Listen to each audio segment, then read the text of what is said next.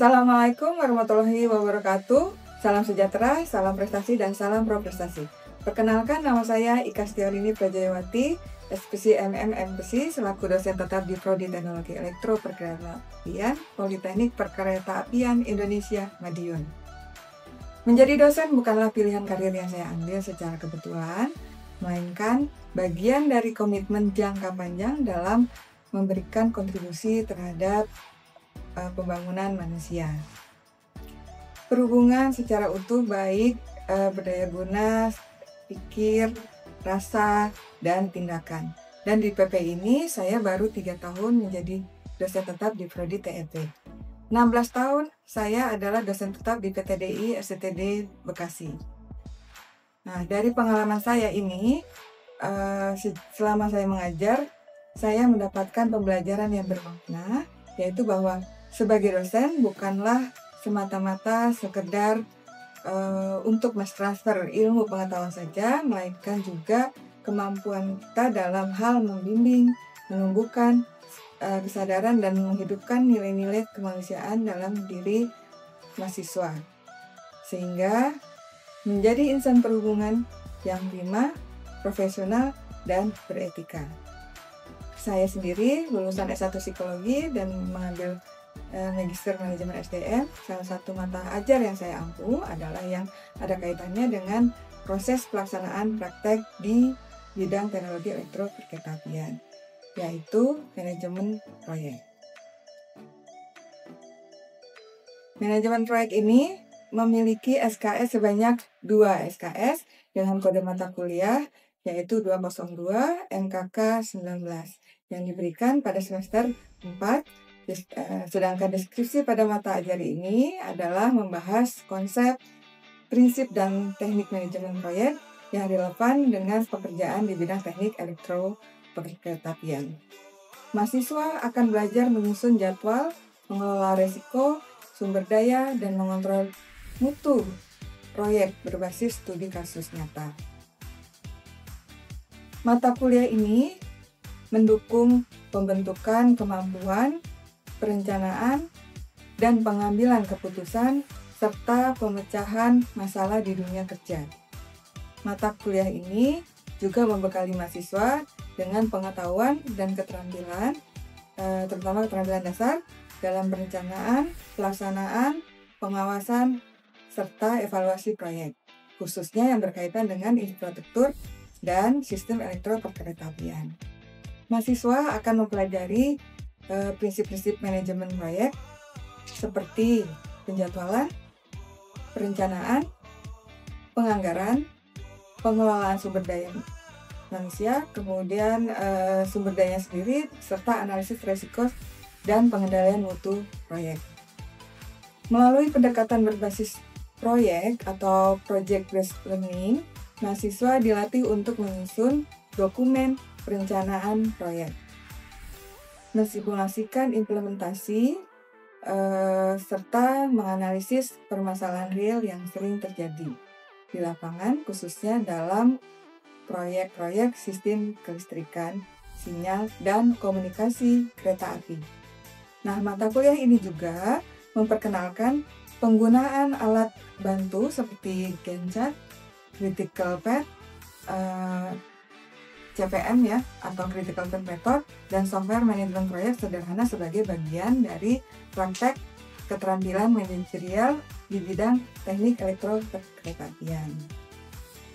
Untuk capaian pembelajarannya, diharapkan setelah menyelesaikan mata kuliah ini, mahasiswa selain dapat mengetahui juga mampu memahami aspek-aspek dasar dalam kegiatan manajemen proyek, dalam hal ini perencanaan proyek yang berguna dalam kegiatan transportasi, khususnya pada disiplin ilmu perkeretaapian, pada lokasi pekerjaan atau simulasi penerapan di daerah studi berdasarkan kaidah-kaidah ilmu transportasi dan lingkungan perkeretaapian yang telah dipelajari terutama dalam lingkup transportasi.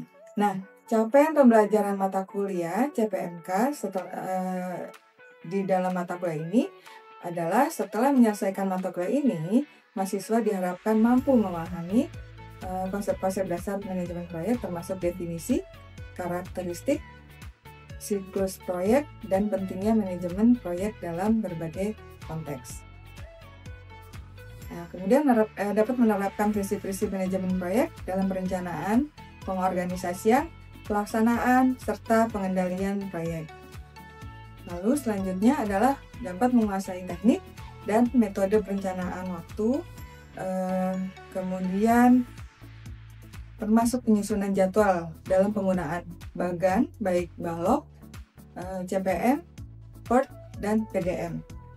Ya, kemudian dapat memahami konsep perencanaan dan pengendalian biaya proyek, termasuk perkiraan biaya dan penyusunan anggaran. Nah, yang berikutnya adalah dapat memahami pentingnya pengelolaan sumber daya proyek terutama, kemudian termasuk perencanaan kebutuhan sumber daya manusia serta materialnya. Nah, yang selanjutnya adalah dapat mengidentifikasi serta memahami aspek-aspek lain dalam manajemen proyek seperti manajemen mutu, manajemen risiko, manajemen kontrak atau pengadaan ya, dan komunikasi. Nah, selanjutnya adalah dapat menganalisis studi kasus dalam manajemen proyek untuk mengidentifikasi keberhasilan dan tantangan. Nah, yang selanjutnya adalah dapat menunjukkan kinerja mandiri, bermutu, dan terukur dalam menyelesaikan tugas-tugas perkuliahan. Lalu, selanjutnya adalah dapat mengambil keputusan secara tepat berdasarkan hasil analisis informasi dan data terkait proyek.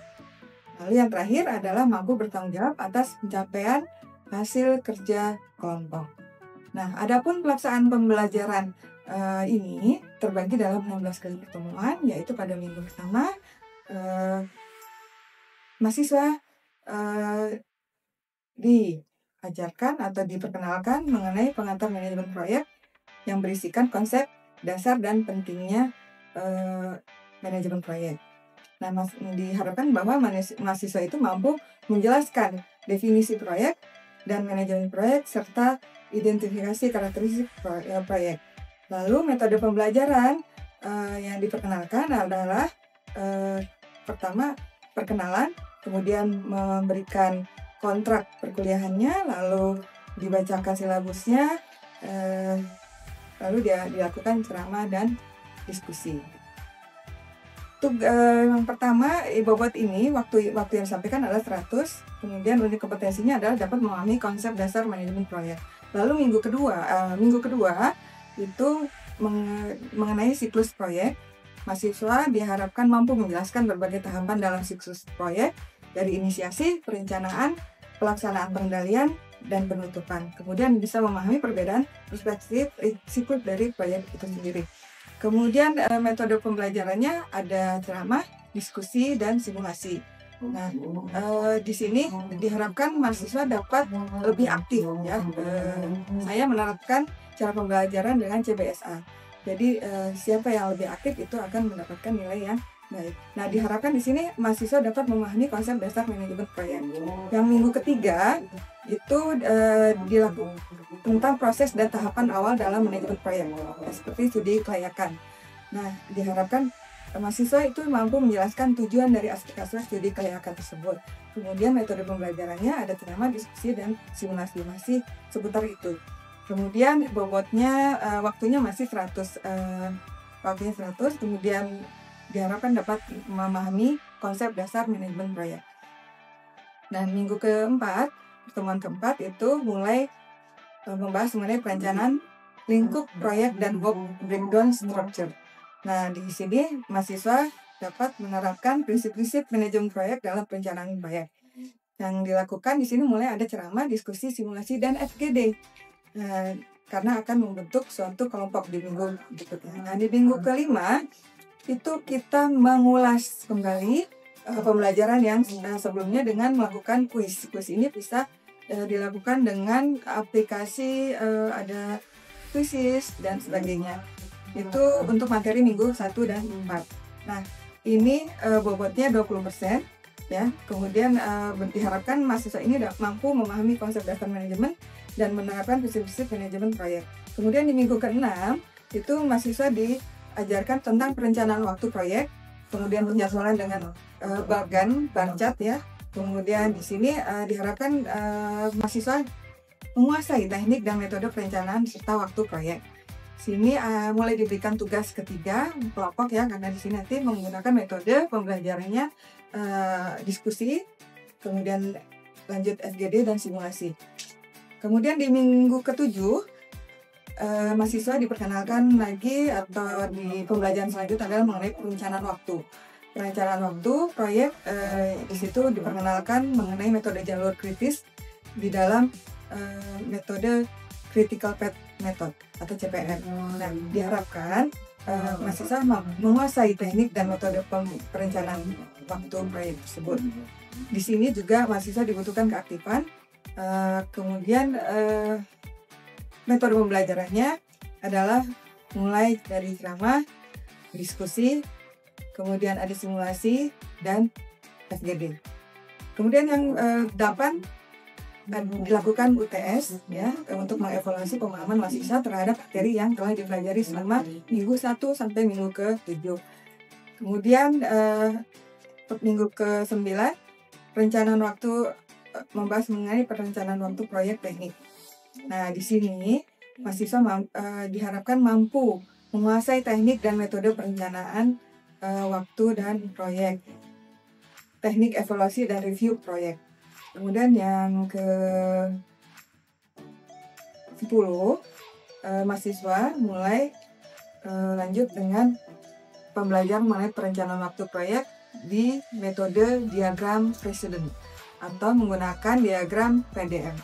Nah, di sini mahasiswa mampu memahami konsep dan notasi PDM baik FS, SS, FF, dan SF. Kemudian menyusun jadwal proyek, penggunaan PDM dengan mempertimbangkan lead and lag-nya. Nah, di sini butuh penguasaan teknik sehingga dibutuhkan keaktifan dari mahasiswa tersebut. Nah, di sini sudah ada ceramah, CBSA, kemudian diskusi, FGD, dan dinamika kelompok. Karena di sini sudah mulai memberikan tugas kelompok. Kemudian minggu ke-11 adalah perencanaan mengenai biaya proyek, estimasi biaya, dan penyusunan anggaran. Nah, di sini diharapkan dapat memahami konsep perencanaan dan pengendalian biaya proyek. Di sini masih dilakukan ceramah, CBSA, diskusi, FGD, dan dinamika kelompok. Kemudian yang kedua ada pengelolaan sumber daya proyek yang isinya tentang perencanaan dan pengembangan tim. Nah, di sini diharapkan mahasiswa dapat memahami pentingnya atau menguasai pentingnya pengelolaan sumber daya proyek. Sini masih metode pembelajarannya masih menggunakan FGD dan dinamika kelompok. Kemudian yang ke-13 beralih ke manajemen mutu proyek dan manajemen resiko proyek. Di sini mahasiswa diharapkan mampu menjelaskan konsep manajemen mutu dalam proyek dan memahami dasar-dasar manajemen risiko proyek itu sendiri. Kemudian metode pembelajaran masih sama, ada FGD, dinamika kelompok, ceramah, dan diskusi. Kemudian yang ke-14 mengenai manajemen kontrak dalam pengadaan proyek serta adanya komunikasi proyek. Di sini juga perlu mahasiswa kuasai, yaitu dalam hal komunikasi, cara berkomunikasi, kemudian cara membuat kontrak pengadaan itu seperti apa dan sebagainya. Nah, di sini mulai ada simulasi dan dinamika kelompoknya. Lalu yang ke-15 ada pembelajaran mengenai studi kasus dalam manajemen proyek dan pembelajaran dari proyek itu sendiri, karena mereka sudah dibuat tugas berkelompok. Nah, di sini mahasiswa diharapkan mampu menganalisis studi kasus manajemen proyek untuk mengidentifikasi faktor-faktor keberhasilan dan kegagalan proyek dan mengambil pembelajaran dari proyek-proyek terkenal. Nah, di sini diperlukan lagi FGD, dinamika kelompok, lalu ada presentasi kasus. Di sini diharapkan mahasiswa dapat menganalisis studi kasus dalam manajemen proyek. Nah, yang terakhir minggu ke-16 dilakukan UAS. UAS ini untuk mengevaluasi komprehensif pemahaman mahasiswa terhadap seluruh materi mata kuliah manajemen proyek. Nah, di sini nilainya 30%, sebanyak 120 menit. Nah, kemudian aspek penilaian yang dibobotkan yaitu kalau tugas diberikan 10%, kemudian UTS 40%, dan UAS 40%. Nah, nilai yang tertinggi yaitu A sebesar 4, kemudian yang terendah diharapkan mendapatkan B-, sebesar 2,75. Jadi tidak ada, jika ada mahasiswa yang nilainya C+ ke bawah, diharapkan untuk dapat remedial. Demikian penjelasan saya mengenai mata kuliah yang bisa saya terapkan pada mahasiswa. Silakan nanti dapat menyaksikan bagaimana cara saya memberikan perkuliahan di kelas. Selamat siang. Wassalamualaikum warahmatullahi wabarakatuh. Pagi.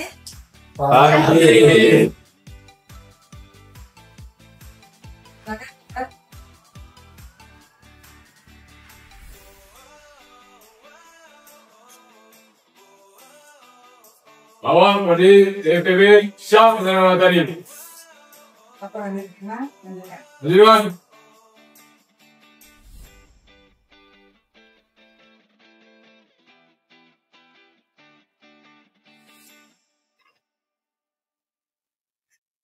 Baik, hari ini kita masuk ke pertemuan berapa?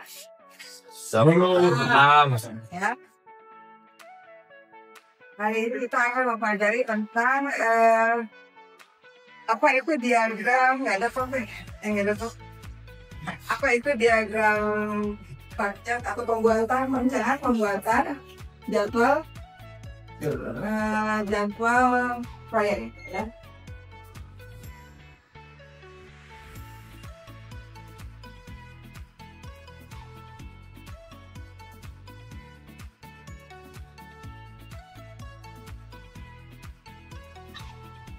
Pemerintahan proyek bagaimana?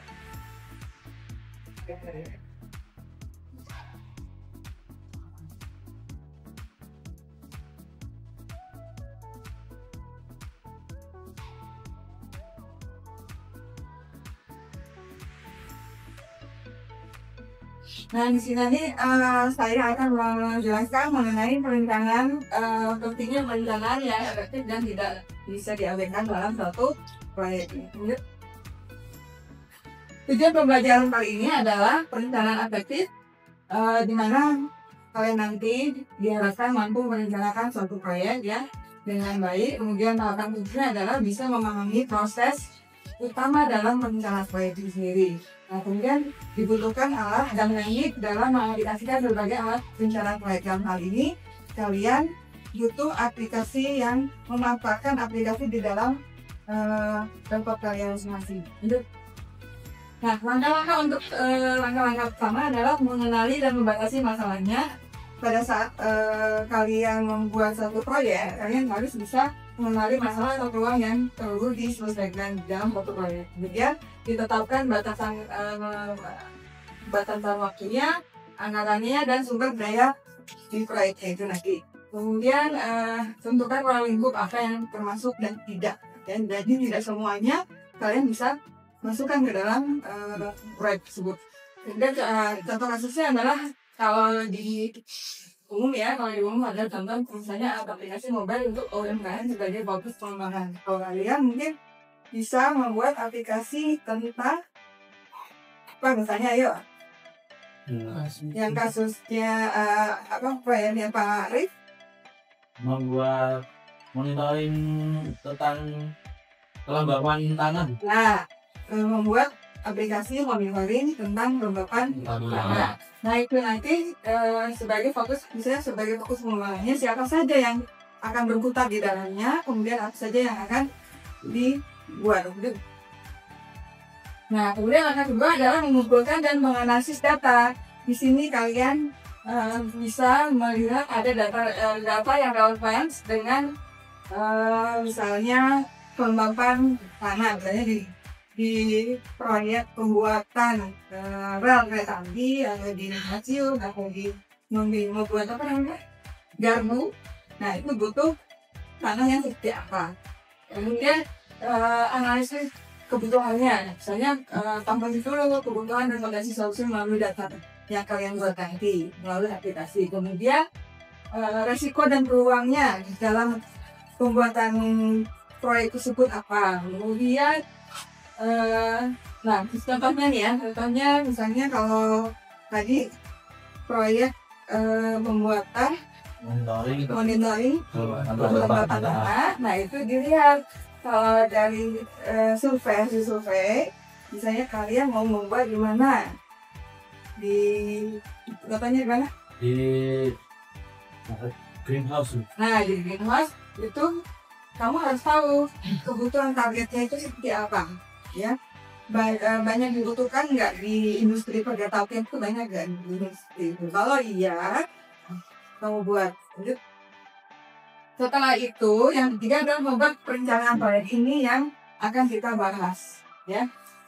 Di mana di sana nanti akan dijelaskan tentang pembuatan rencana kerja dengan rinci untuk tugas dan tanggung jawabnya. Itu disebut work breakdown structure. Terus pembuatan jadwal dan anggarannya, disusun jadwal dan estimasi biaya proyek itu secara tepat. Kemudian alokasi sumber dayanya itu diatur sedemikian rupa berikut dengan material-material yang se-efisien mungkin. Kemudian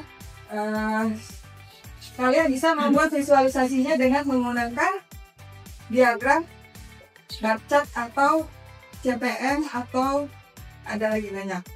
Nah, nanti tergantung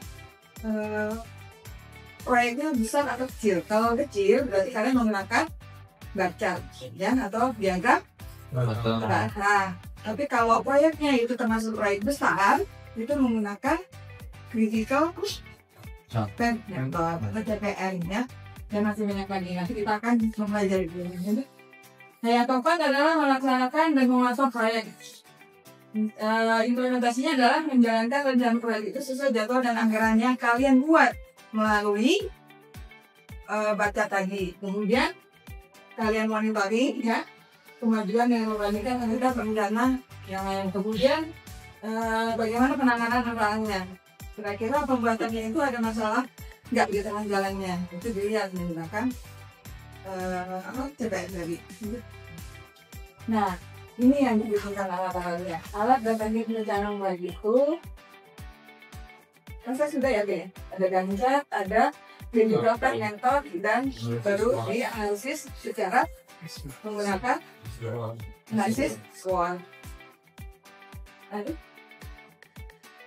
kesimpulan dari ini tadi adalah tunggu. Apa yang kamu dapat? Jadi terdapat bisa membuat rencana proyek jadwalnya secara efisien dan terstruktur dengan baik. Oke. Nah, di sini Ibu akan Ibu akan memberikan sedikit gambaran mengenai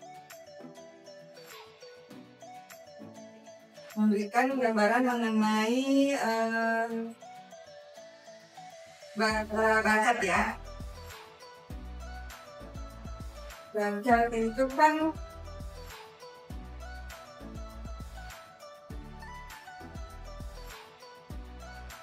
menggunakan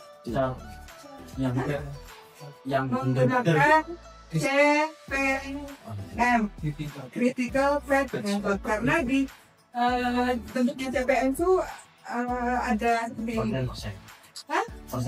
Oh enggak. Oh. Iya, itu-ituan, tapi di sini itu ada misalnya nih, mulai. Terus nanti di sini ada ini.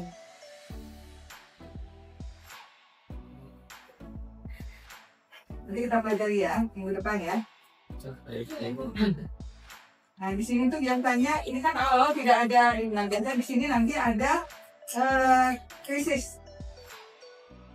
Biasanya berwarna merah. Ya, palingnya biasa biru, putih atau apa, nah di sini ada merah.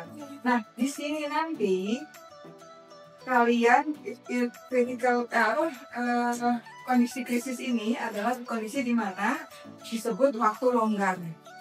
Waktu longgar ini bisa diisi dengan Oh, bukan. Lampu-lampunya itu digunakan untuk Siapa? bukan. Apa? Tanya. Oh, materialnya kurang. Kan kita sudah tentukan 2 bulan itu estimasinya 2 bulan selesai telatnya. Ternyata di tengah jalan ini udah selesai nih, separuh jalan udah selesai, tapi materialnya kurang, tidak sesuai. Jadi ini bisa digunakan untuk membeli alat itu. Jadi waktu yang ditentukan 2 bulan itu karena ada waktu lokal, jadi bisa berapa?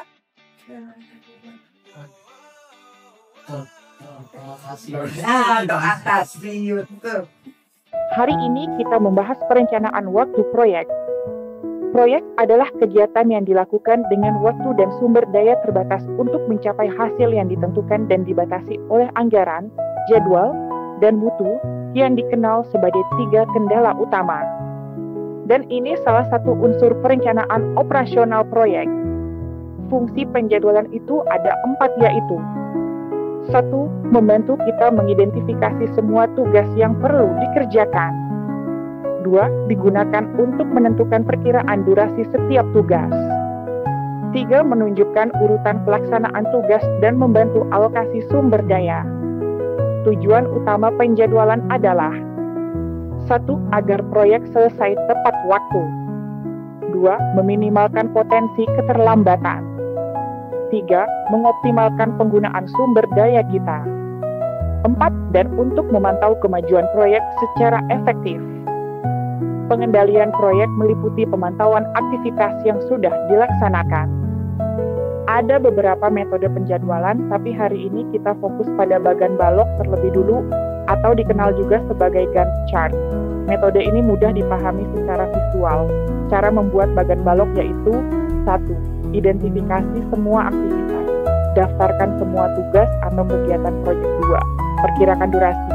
Tentukan berapa lama setiap aktivitas akan berlangsung. 3. Tentukan ketergantungan. Pahami aktivitas mana yang bergantung pada yang lain untuk menentukan urutannya, meskipun bagan balok tidak menunjukkannya secara detail. 4. Gambar bagan. Aktivitas digambarkan sebagai balok horizontal pada garis waktu, dan panjang balok menunjukkan durasi aktivitas tersebut. Balok diatur sesuai urutan dan menunjukkan waktu mulai dan akhir.